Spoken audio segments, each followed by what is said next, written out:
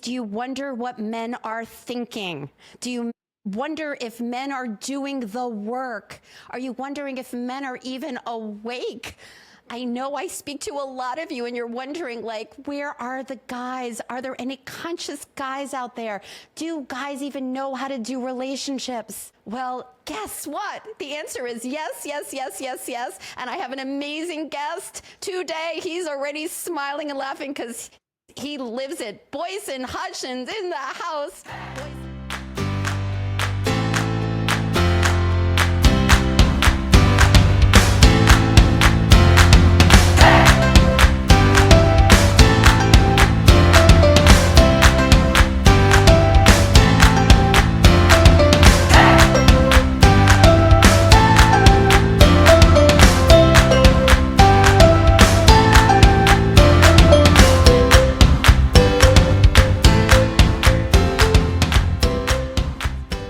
So good to have you here.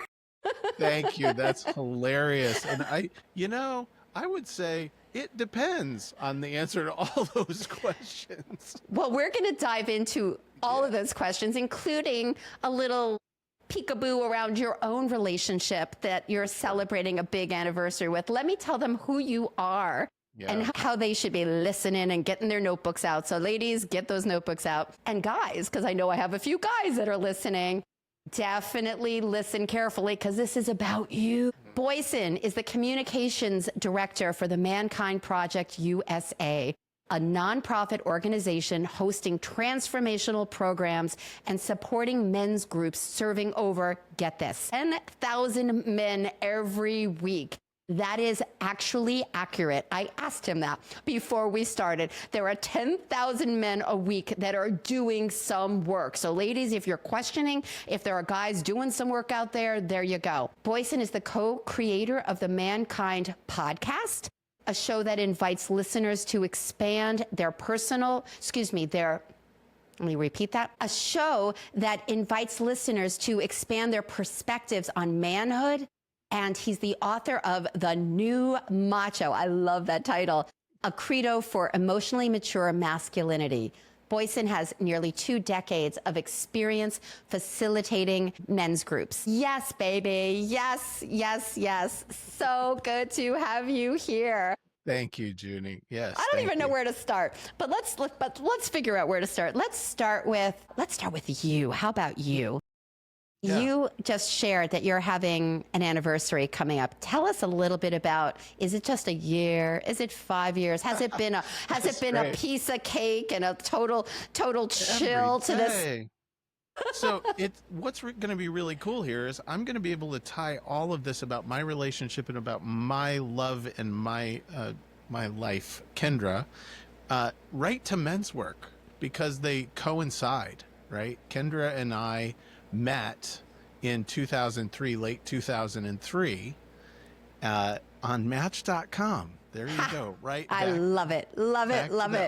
Back to the old days, old school stuff. And I then started participating in men's work through the Mankind Project in April of 2004. So there was a conversation in this very early relationship where I was saying to Kendra, who was just, the woman I was dating at the time, hey, there's this thing. It's this really intense program that's for guys. And, I don't know a whole lot about it, but I've heard some things about it. And I'm thinking about doing this. It's like personal development stuff. And Kendra's like, yeah, you should go for it.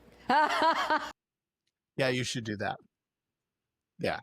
Yeah, you should do that. That sounds terrifying. You should do that. And I did that program in April 2004, the New Warrior Training Adventure, and I have been participating in men's work and men's groups since then. And then Kendra and I went on to get married in August of 2005. We are coming up on our 20th anniversary in just a couple of weeks, August 13th. 2005, it was 94 degrees. Our wedding was outside. Oh my God. And speaking of men's work, right? Like, one of the men who was a early mentor of mine in men's work, officiated our wedding. And guys who I have been sitting in men's work circles with for all this time were there in force to celebrate this new union, right? So that's like the beginning. And what I said before we got online is Kendra and I look at each other these days and it's just amazed, like it's better than it's ever been. Yeah. It's not always been easy. Not every day has been a cakewalk, but the work that we have individually and the work that we have done together has like set a standard for who we are and what we expect in our relationship and how we can play. And today it's like the shadow work is fun together, right? We get to dance together in it. Yeah. I love that. And I love that even just the way you said that we get to dance together. I say that often with my partner. It's like, okay, we're dancing. You know, it is dance of two people and how we navigate life. I mean, even just we're about to go on a trip in a few weeks, and my mother literally is having surgery the day we're leaving for the trip. And I was like, life just is fun, isn't it? And I'm like, okay, curveball. And another dance, another conversation to have, another way to bring us closer and navigate some potentially choppy waters and kind of look at how can we do this. And I know that our communication and the work that he's done, he didn't do Mankind Project, but he's done a ton of men's work. And this is what we're talking about is people being able to come together in the most conscious way they can with tools that we weren't given these tools. I mean, we were not given the tools on how to really talk to each other, how to have self-responsibility, how to be vulnerable and honest. And specifically for men, and this is really what I wanted to talk to you about, men have been given a very different message around their emotions, around sharing, around the rules of masculinity. And first of all, before we even get into that Mankind Project, there's a lot of people here that still don't know what that is. Can you at least just share a little bit about what this is? Because I will say that every single man that I have so much respect for in the shadow work community, they've all done Mankind Project. And almost every shadow worker has done Mankind Project. And the level of awareness and the commitment to integrity and heart and doing the work, these are the men these women are looking for. But people may not know what Mankind Project is, or even called MKP. Some people will call it that. Yeah, and I've been trying to let go of the MKP because it doesn't make sense to anybody outside, but Mankind, capital K, right? Mankind Project makes more sense to a lot of people. So Mankind Project is celebrating its 40th anniversary this year. 40 years we've been doing this work. Started out with 3 guys who had no idea what they were doing, a psychologist, a curriculum studies professor, and an ex-Marine who worked for General Motors. Got set up around a kitchen table after they had done some of their own work. This was Milwaukee, Wisconsin, 1983, 1984. And they did some things together in Wisconsin. They traveled, they did a little bit of work. The 3 of them didn't actually really like each other all that much in the beginning of this. And they came together to say, okay, what is it that men need? Men like adventure. What is it that men need? Yes. Yeah. Yes. Men like adventure. Men like a challenge. Men like, there's an idea of kind of rite of passage, going through an intensive experience together. What do men need? Men need the opportunity to express all the stuff that we've been told not to express, that we've been repressing inside of ourselves.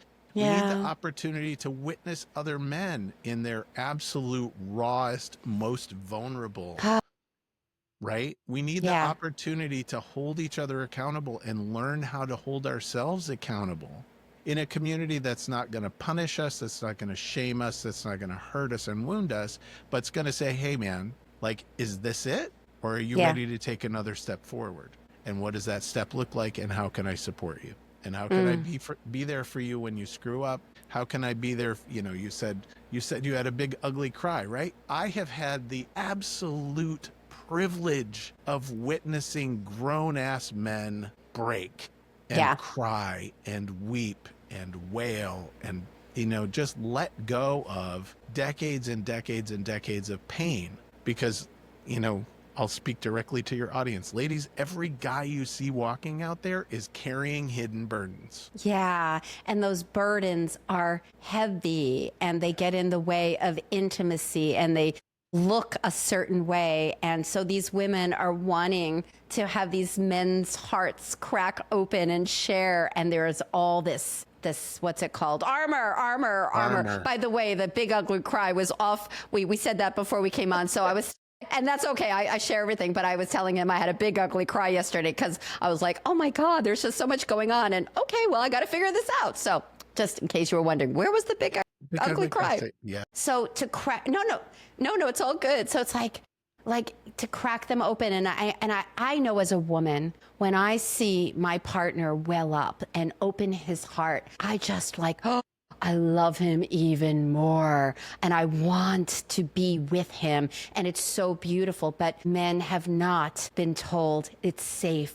that it looks like they're weak if they share this emotion. Now that's from a shadow work, from my perspective, when I work with men. I'm curious when these men are held in these weekends and they are cracked open like that, what happens? Because I know when I've run shadow work weekends, the men, like, they're afraid that if they go there, there'll be a puddle and they won't ever come out of it. Or their anger. They're afraid if they express their anger that they will hurt somebody. But once they have a safe container to feel this and move through this, they then know that it is okay. And you guys have each other's backs and hearts and all that. I'm just curious, like a peek into really what happens when these guys tap into that power source of heart. Yes. And possibilities happen is what happened. I mean, that's the short of it. Yeah. And, you kind of put both sides of it in the room.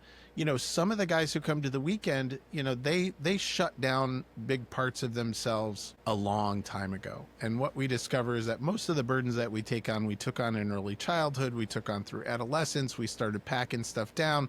We started learning what it meant to be. I learned what it meant to be a man in terms of what I had to excise, what I had to get rid of from who I am, in order to be acceptable, in order to do the things that I'm supposed to do as a man. Different men end up in different places with that. So we might end up with guys who, like, they've got armor 2 inches thick and they haven't shed a tear in 30 years, right? And we also see guys walk in the door who,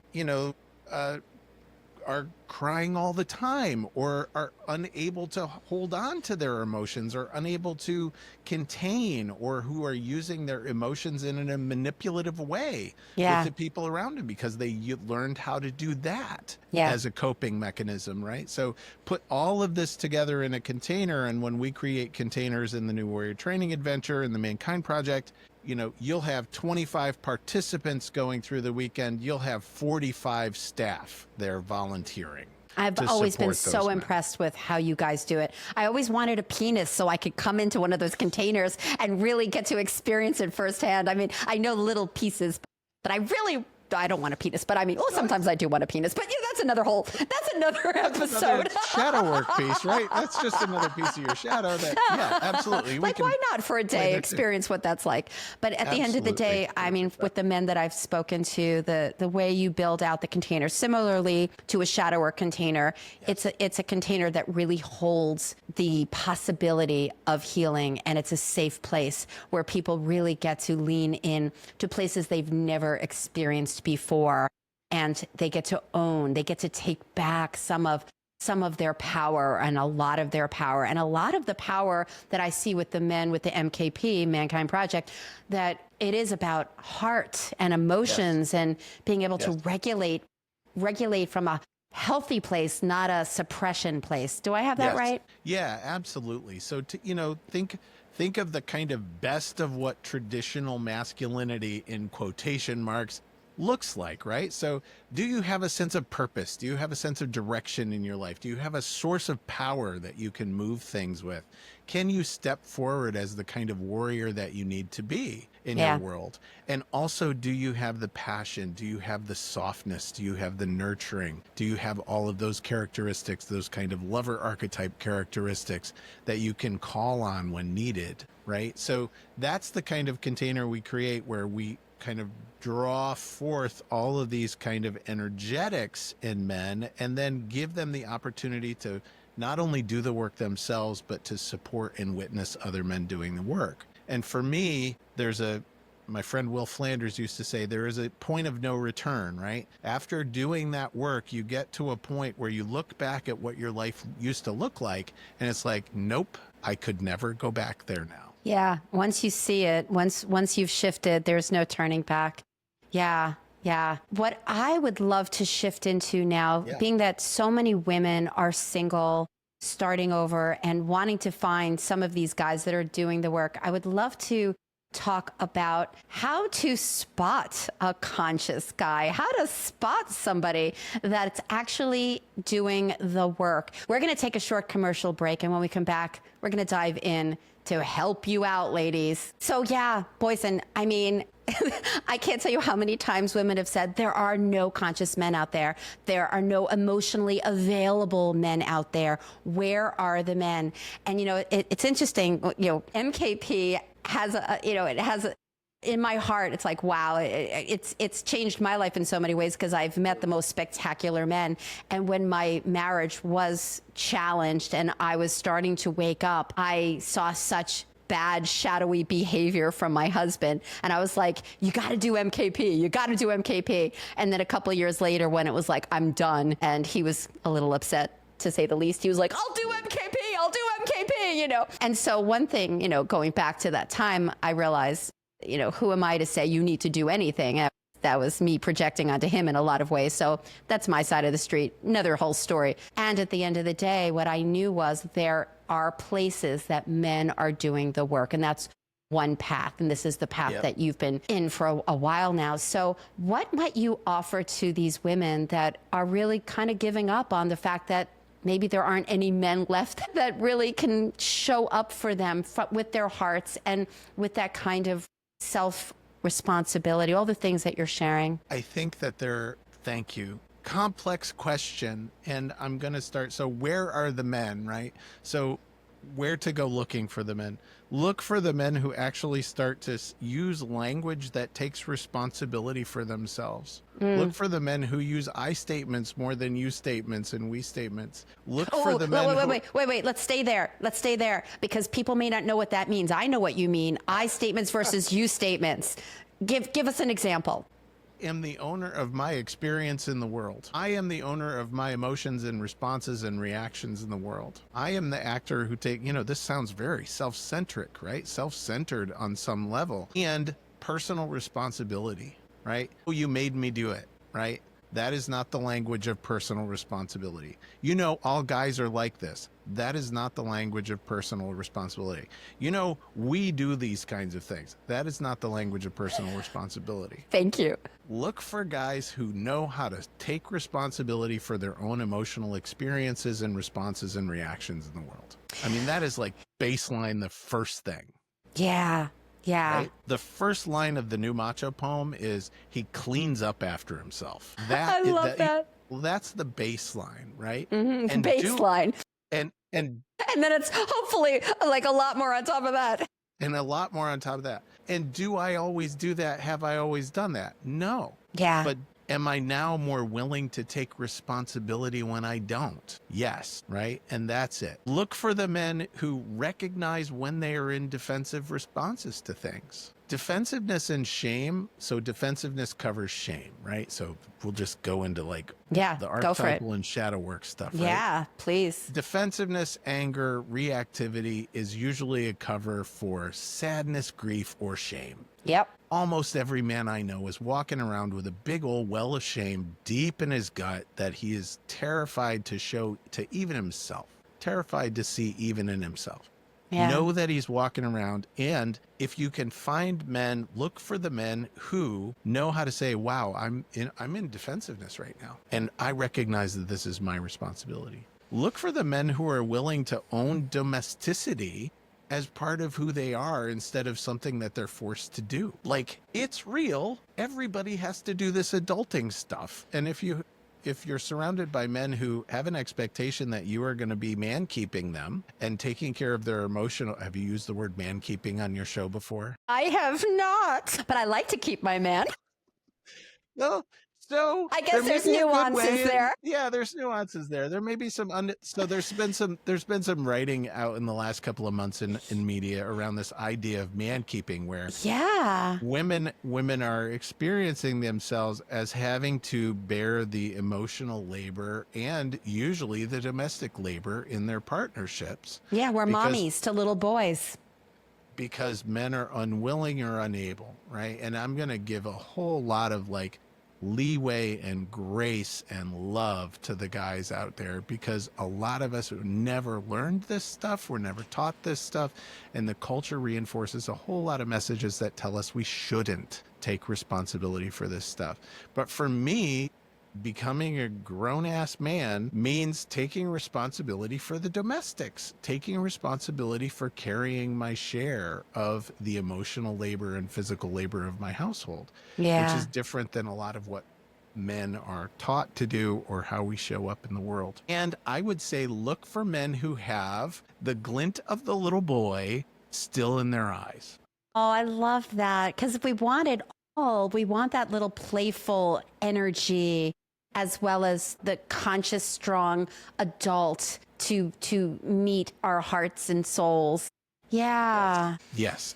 So, that playfulness around being able to, because it indicates something of ownership. It indicates something of, I am willing to bring out those parts of myself that are more vulnerable. That little boy is vulnerable. Play is vulnerable. Yeah. Laughter is vulnerable, right? All of these things are just indicate that we're soft inside. Yeah. We're as you're sharing this, I'm just kind of sitting with, because I do mostly women's work. I work with some men, but mostly women's work. And you're talking about the shadows of the guy and what they've been trained to do or not to do. And women have been trained on a whole different level to take care of everything and to man keep and to not rock the boat.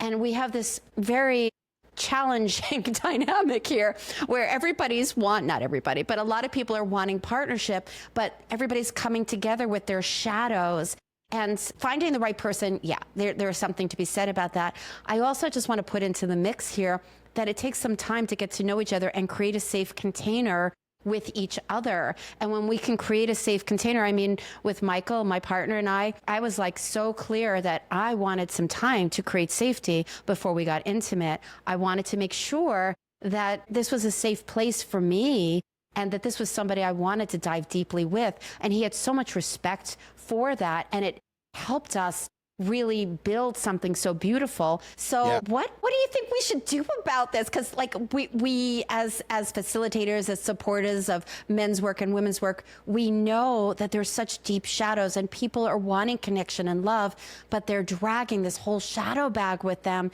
and bumping up against these patterns. How do we help people like this woman who's listening right now? I'll be helping her in my own way, but how do we bridge this gap with men and women coming together with this training that has them want to go the opposite direction? Any thoughts on that? Because it's painful when I think about this. It's like, this is the worst setup ever. Yes, that all of our sharp edges get bumping against our soft spots and we end up hurting each other. So I think that there is a recognition, and Kendra and I have done work on this over time, that the hurting that will inevitably happen in relationship is also just part of the dance that we are doing together. If I come into relationship with an expectation that we're going to create a relationship where you never hurt me, where I never feel hurt, where I never feel wounded about what's going on, where I never feel, activated into some old wound. Nah, I'm sorry. Like, you're dreaming. Yeah. And And so for, if I can issue a challenge to the women who are listening, right? Yeah. So I've said this in big rooms after the New Warrior Training Adventure when guys are standing up at the front of the room. And I'm like, hey, your guy just went off and did this intense piece of emotional work and did this dive into things. And I got good news and bad news for you. Good news is he's going to be standing out there with his heart more open than it's probably been in decades. And he's going to be standing out there with more power in his body than you've probably experienced him having in decades. And you're going to see that in his eyes. It's probably what you fell in love with him for. Yeah. Is that kind of power and that kind of heart. You know what the bad news is? Time for you to do your own work. Because things are changing. Things are changing. Things will shift. So the challenge to the women who are listening is, you know what? All that dark stuff in you is also going to be called forth by a conscious man. Because just as you're looking at them and making assessments about, like, is he fully present? Is he able to hold a container for me? For all of me, for the big me, for the small me? Is he able to hold me in my fullness? That same thing's going to be going on. And I've been really clear, and this has been incredibly beautiful work that my wife and I have done together. Like, I have all of the wounding from my mom. My mom was an incredibly strong, disciplined, hardworking woman, gave birth to 6 boys and raised them all and did everything else that she did in her life, right? And she also shamed and belittled and was incredibly controlling and all this stuff. I have all those wounds. All that's my responsibility. My responsibility to handle, my responsibility to work with. Doesn't mean that Kendra doesn't get let off the hook for the ways in which she wants to shame me and control me and dominate me out of her wounds from when she was a child. So the faster that you can bring that awareness in yourself forward, that, like, all the things that I swore I would never be to the men in my life, I am gonna be those things. Wow. Wow, wow, wow. That was huge. And this is it. This is, if you want a relationship, this is what we're signing up for.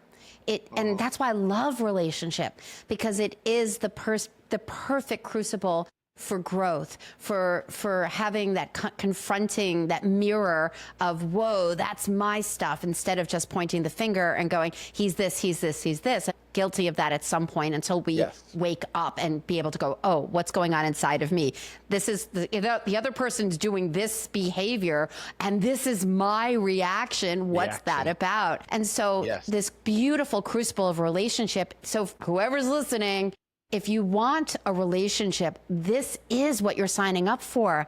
And it's beautiful because you get to grow together if you find the right partner who's willing to stand in the fire with you and do the work and take responsibility. And there are people, and it might be you too, that might be like, you know what? I have a great life and I'm okay. I don't really want to do the work or look at my stuff anymore with somebody else. It's too much drama, and that is a choice too. We're talking about partnership and stepping into a container where you really can learn so much about yourself and heal. And it is confronting. It is very confronting, but with love and safety, it's precious. And like you said, it's better than ever with what you have, because you just keep doing the work together and dancing together and self-revealing together too. You know, it's this morning, Kendra is picking up a book that's talking about the disciplinary movement among, real evangelical Christians, where it's like husbands discipline their wives. Crazy stuff, right? And Kendra's like, there's probably some part of you that would like to be able to do that. And, as much as my really nice guy and respectful feminist man and empowered man and like all of those voices come forward and say, oh, no. What came out of my mouth was, yeah, there probably is a part of me that would like to do that. Yeah. And that's having the those power, things, to be able and to that's the own that, to power. own it all, to own all of it, and not to shame any part of us and to hide any aspect, because that's where we get lost. That's where we lose our power when we go, oh, I would never be like that. And that's when it bites us in the ass. Did you ever read that book, Existential Kink? You are absolutely, absolutely out there. So I just opened Audible to make sure that I had Carolyn Lewis's name, Elliott, Carolyn Elliott. See, and that's why I keep calling her Carolyn Lewis. Carolyn Elliott's name on the tip of my tongue so I could bring that in. That was something that, so it was another Mankind Project guy who, you know, over dinner, over a table, right? He's like, oh my God, have you read Existential Kink by Carolyn Elliott? And I was like, no, what's that? So he told me about the book. I got it on Audible. I listened to the book. I'm halfway through the book and I'm tapping Kendra on the shoulder. Like, you have to listen to this. You have to listen to this. She listens to the book. We buy the book. It's become part of our process in our relationship, right? So not only do we get the power of being able to self-reveal and being able to explore and being able to not disown any parts of myself or Kendra, right? Not reject parts of Kendra that come forward. There is sexual energy and power in there. All right, we're going to take a short commercial break because this is a perfect time. We'll be right back. So we were just talking about existential kink, and you know, the word kink makes you go in one direction, and there is a sexual energy around owning all of who we are and not suppressing any aspect, because as soon as we say I can't be like something, this is bad, this is ugly, we start to shame ourselves, we start to close off, and we lose access to vital energy. So I'm going to throw the ball back into your court, because you were saying how you guys are using this book, because I had her on my podcast actually. She was amazing. And wow. yeah, she was amazing. This book, I listened to it on audio and I bought it too, because there's so many wonderful exercises. Tell us how you're using it, because it's really powerful. So we started out by doing one of the exercises in the book, which gets you to look at, okay, what is something that you think is intractable in your life, that you just can't move it? You've tried, you've pushed against it over and over. You've tried to get yourself to do it, right? We were both doing things on, I was doing a piece on writing. Kendra was doing a piece on like manifesting the next, like responsibility stuff around money in our relationship and together. 30 days of practice, acknowledging how we actually fundamentally get turned on by the thing that we are so resistant to. Yes. Right? Yeah. It's revolutionary. So and we started with you think like it doesn't make any sense, but it makes sense. Keep going. It makes sense. And so now, you know, because of that practice, it got us both moving forward in different directions of things that we wanted to do, things that have been held back for both of us. And now it has become so integrated that we can I'll just bring myself fully forward into the present moment here, right? I love my shame. I am so attached to my shame. And Kendra can now just come to me and say, ooh, there it is. There's that shame that you love so much, that turns you on so much. And to recognize it in myself and just to be able to say, oh yeah, there it is. There it is right there. And it's a breath. And then it lets go. And to be able to have that kind of responsiveness about stuff that feels so deep, so deeply embedded in who we are, so deeply embedded in who I've always been, right? That we can acknowledge it in one another, recognize how like there's some part of it that we are so attached to that it's deeply, you know, deeply in our bodies, and move with it. And move with it instead of being stuck or hiding or suppressing. Yes. I spent so many years, so many relationships, being in relationship in absolute denial about fundamental truths about myself. Yeah. I think we can all say that. Just, right? Just defending, denying. And now that I can actually be with those things. So like, you know, again, ladies, there's going to be some ugly stuff about any dude that you meet. Yeah. We all have skeletons. It's just there. Yeah. Yeah. We're human beings. And that, I think if there's one thing that my shadow work training really solidified in me is that human stuff, you know, like we all have it. And to have more compassion for each other, to be able to lift the shame off of being human and not being perfect. Because when we can really just drop in and go, yeah, Yeah, I am not perfect and I have my quirks and sometimes it can be, some ugly moments or whatever, but to be able to, again, have self-responsibility and be able to talk about it and to have a partner to be able to go, babe, I'm noticing something, I think you're in this place, how can I support you or whatever it is. It's so healing. And that's the beauty of relationships. If you lean in and really do the work, your own work, and also with somebody else. Yeah, I highly recommend that book. I'll put the link in the show notes for that book because it's a good book. Okay, there's a question that I know women are thinking right now, and I've thought it too. Why is there not a dating site with Mankind Project for the women who are looking for those men? Because I know that there are a lot of men in Mankind Project, 10,000 men meeting in circles, and those women are trying to find them. So has that ever come up? I'm curious. That's interesting that you would say that. So we have had over the last, say, 10 years, right? Over the last 10 years, Mankind Project has had a number of different apps, sites approach us. People approach us saying, yeah, we'd be interested in doing something. And every time there's been a that ain't quite it.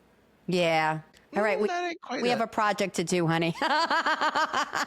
Right? Let's put it on our docket of all the things that we're doing. Let's create a dating app. There may be things coming. There may be things on the horizon. I believe that what I have seen in the last couple of years is there's a lot more good apps out there. There's a lot more good resources out there for couples, for single folks who are out there in the world. Doing this kind of stuff, looking for love, looking for a relationship with more depth. Yeah. And I'm also going to just call out, men's work isn't not a silver bullet, right? I was just going to say, just because someone's gone through MKP doesn't mean, woohoo, conscious man ready to take self-responsibility and do the dishes. or any organization, right? Or anything, right? We can dress up all kinds of shadowy behavior in spiritual language, and it's still shadowy behavior. Yeah. So it is a practice. It is a practice. And this is from the beginning. There's another thing. Is he practicing? Right. Right. Because we can take a workshop and then go right back into our habits and go back to sleep. Yes. So is there a growth mindset there? Is there a focus on continuing evolution? Is there a focus on, I recognize that I still have work to do in these different ways that I'm working on and committed to. Yeah. And this brings us back to what you said earlier around how to spot a conscious guy, how to spot how he's speaking, the I versus the you. And sometimes you can see that in profiles. And you definitely can hear it on that first phone call or that first video chat. So ladies, take, yes. I hope you took some notes around this because that's how I found my partner, with one swipe. Seriously, one swipe. I did date a little bit before, but then I went in, I was like, okay. I mean, seriously, this is how it happened. I'm like, I'm only swiping once and he has to write something in his profile where I know 100% that he's done some work and that he's worthy of my time and me. And the rest is history. Yeah. And so there are some sites. And yes, Match.com you mentioned earlier, it's a good site. People still meet each other. And then there's things that are more niche-y, like Spiritual Singles. There are some really great men on there, ladies. You just have to put some effort in. And if you don't know how to date, obviously reach out to me. But this work, this self-responsibility, knowing yourself, knowing your shadows, all of this for men and for women, everybody that's listening, you got to know who you are and be able to keep your side of the street clean. Otherwise, it's going to get messy. And then it's not going to be the relationship you want. Yeah. Yes. I keep thinking of other things, right? Because what you said brought this into the space. Does he know how to hold space? Big, huge. Yes. Can he the listen or fix it, right? Can he stand there in silence? Mm-hmm. If you say, I don't need to be fixed right now, I don't need a solution right now, I need to be held in this space, and he can't do it. Yeah. It means he's not able to do it for himself either. So true. So true. That was huge. So true. And that's where we can have some compassion for these guys, but he may not be your guy and he might need to do some more work. And to be able, ladies, to also to say to a guy that may not know how to be with you, hey, I need to share something and I just need you to listen. I just need you to hold the space for me and you don't have to fix me. And to see how he shows up. And you could do little bits in the beginning of dating to really see, can he truly listen and hold that space? But I love what you said, because my heart just was like, he can't do it for himself either. He's hurting too. He doesn't have that skill set. Yeah. And have the grace for him, and also, have the edge for him too. It's like, we can recognize in one another we can recognize the truth in one another. And if you are able to state the truth that's coming up, which is different than a judgment, right? Which is different than a declaration, to just be able to acknowledge the truth of what's happening and have it held. Yeah. That's a dude who's probably doing his work. Yeah. And it's magical. It's magical. My dude is always so really good at holding the space. And there was this one time I was having my little mini meltdown on something, feeling some emotion and sharing some stuff about something. And he went into fix-it mode a little bit. And I was like, don't you do that. I was like, don't you go there. And it's like, and then of course we had to do a clearing after that. It was like, okay, I really reacted and I owned my reaction around it and he owned his, and, it was funny, but it was like, don't you do that. Because I was in it, no, you're supposed to just listen. Yes. But this is how we learn. It is. It's absolutely how we learn. That's really good. So last words for a woman who maybe just met somebody who maybe is a really great guy and maybe hasn't done a lot of work, and now they know about MKP. What might you offer to them around the invitation in a way that's not shaming, but an invitation to, hey, there's this really cool thing you might want to check out. Like, I don't know, what might you as a man want to hear from a woman who knows this might be supportive to you? It's monitoring your own motivations, I think, is one of the big things, right? You're not going to fix him. Sorry. Yep. Don't date a potential. Do not date a potential. I always say that. And to be able to see and say, I recognize that you're carrying burdens. Yeah. And if it's something that you are willing and wanting to do, if you feel a longing in yourself to be unburdened, then this could be an opportunity to take a look at that, right? And what I heard is you're making it about him. Not, this isn't working for me, which of course they can share, but it's about, I see this in you, and here's something that can potentially help you. And I love that. Partners who actually are able to engage their husbands in this kind of work, or engage their partners in this kind of work. That's the place that it comes from. Yeah. Because that's, I knew I had more potential. We know we've got more in us. We long for it. We want it, right? It feels really scary. It feels really risky to be able to do that and take that action. But, end of the day, it's like, wow, I did that work and now I'm 20 years later and whoa. Gold, friggin' gold. I love it. Well, we will definitely put the information in the show notes about how to get to MKP and all the stuff. Anything else you want to share before we close for today? Any last words of inspiration?